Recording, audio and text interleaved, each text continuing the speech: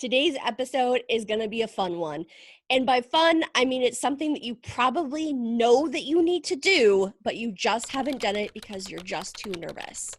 So, question being today, how do I delegate better to my team? Now, this is a super common question because if you have followed me for any length of time, you probably know what happened to me.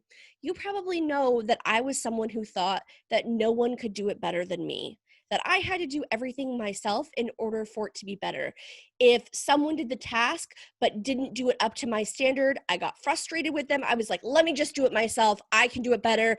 That was just a waste of time. I shouldn't have even thought that you could do it, which clearly is not empowering to anyone, especially the person who's doing the task.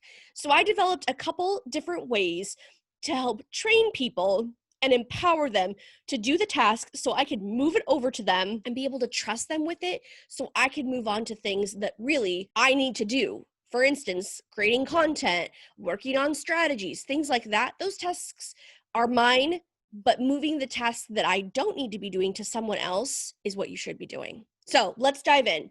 So first thing we want to talk about today is creating a ScreenFlow library. So if you're not familiar with ScreenFlow, basically what that means is you are just recording your screen, talking through what you're doing. So this is perfect when we are talking about how to do a task. So I'll jump on to my computer. For example, I'm teaching someone today how to schedule an appointment on our calendar. We want to make sure that we have the time, the place, we color code everything around here. So making sure that they have a copy of the color code chart, any of those specific things that you do within your business, you want to empower people to know where those items are at, how to get access to them, things like that. So being able to do those screen flows is huge because then if they have a question, instead of coming to you and saying, I can't remember how to do this thing, it's always in ScreenFlow. So they can jump into our Thinkific courses where we house everything, but they can jump into anywhere you keep those videos, whether it's Dropbox, Vimeo, any of those places, wherever you house them. And then that empowers them to go find the answer, complete the task, and it's less interruptions for you. So literally, what could be better than that? It's a total win-win. Okay, so here's how we talk about actually performing the task. So a couple different things. We're going to teach them to do it. We're going to show them how to do it. We're going to have them do it with us. We're going to watch them do it. We're going to teach them how to think through it on their own, then think through it together, and then let them think through it for me. So around here, we want to empower people that if there's a task that comes up, we want people to take that initiative. We want them to do the task themselves because then that prevents me from taking time out of what I'm working on to, let's just be honest. If you're doing focus work and you get interrupted by something, it's really hard to get back into that focused work area. So by being able to empower an employee or an assistant to do that task for you when it pops up and not bother you with it is huge. Huge, like Joey says. Okay, so teach me how to do it. This one's pretty obvious. You jump on ScreenFlow. It's just a computer program. So you jump on ScreenFlow. You basically walk through the task. How do I schedule an appointment? I pull it up on Google Calendar. I know it's going to be pink. I know what time it is, who it's with. I list the Zoom calendar link that they emailed over. The typical appointment stuff, but I'm talking through it while I'm doing it. So that's super helpful because you're not only, if someone is a visual person or an audio person, you're covering both bases. So that's awesome. So we're going to teach them how to do it. Then we're going to show them how to do it, kind of similar in context to each other, but definitely different. So then when we have recorded that video, then we're going to have them do it with us. So what we might do with that is I might start off and have them pick up in the middle and finish it, or vice versa. I might have them start in the middle and I might pick it up at the end and finish it up, just getting them used to wherever that task is at, that they're able to finish it in whatever stage it's at. I mean, that's the biggest part. You know what I mean? If something's half finished, I want somebody to be able to jump in, finish it up, check it off the Asana and be like, it's done. We don't have to come back to it. So step number 4, we're going to watch them do it. So we want to make sure that they can complete the task from start to finish. Then we're going to teach them how to think through it. So this is where we want someone to speak out loud about the process. Like, why did I choose that option? Why did I choose this color? Why did I, schedule this? Why did I add that extra piece in the notes section of the appointment? Why did I put that there? Then the next step is to think through it. So what that means is that we're going to ask them questions like, what would you do if I wasn't here? What if I wasn't sitting next to you? What are the potential options?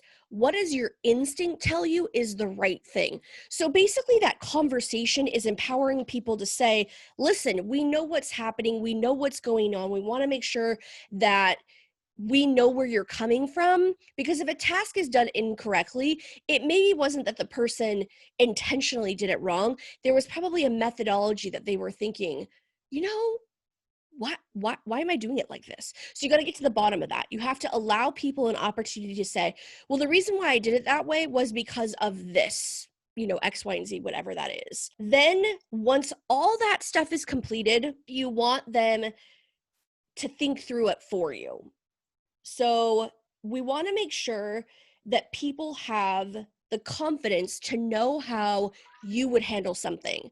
So if you were not there and something needed to be done, would they know the best way to do it? Would they know the way that you want it to be done? And guess what? The only way that they would know that is if you've showed them, if you've talked through them. If they say, hey, I would have done it a 15-minute appointment versus a half an hour. Well, you need to talk through it with them and determine, why. You can say to them, well, hey, I need that extra 15 minutes to prep for the next appointment.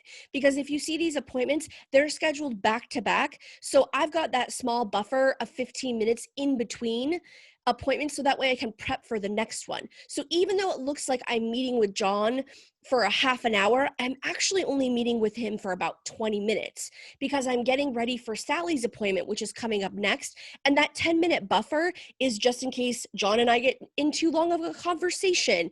If I need to motivate him to wrap things up, we want to make sure that that buffer's there. So then I'm not getting behind, and it's not like a doctor's office where you show up and you're the third person in the waiting room and they're already an hour and a half behind. And you're like, say what? How does this even happen? So it's things like that you want to make sure that you are empowering your staff. Now, I know that these are super quick things. I mean, this is 7 tips in a matter of less than probably 15 minutes. And you're like, whoa, Jill, this is a way bigger topic then can just be covered in 10 minutes.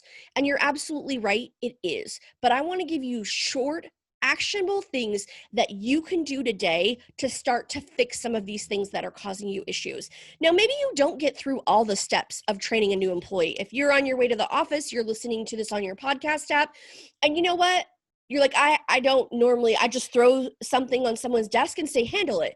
I don't walk through them with it. But today, I'm going to try 2 of these steps with my employee. I'm going to try a couple things, a couple tweaks to see if it makes a difference.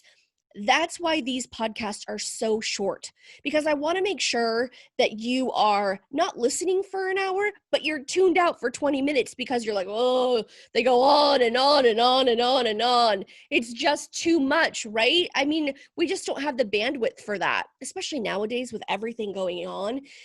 It's all too much. So these quick actionable things will be able to help you make small tweaks every day to your routines, to the things that you do every day to improve your time management, to make things go faster for you.